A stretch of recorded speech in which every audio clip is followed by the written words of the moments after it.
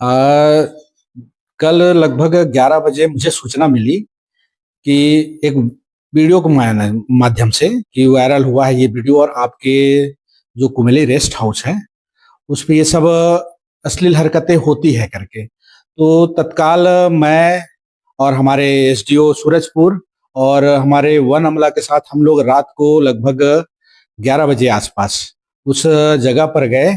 तो जगह पर जैसे ही हम लोगों ने जांच पड़ताल किया और देखा, तो ऐसा किसी भी प्रकार की गतिविधि वहाँ होना नहीं पाया गया। इसमें क्या है, चूँकि वीडियो जो मैं भी देखा हूँ, तो वो वीडियो तो उसी रेस्ट हाउस की बनी हुई है।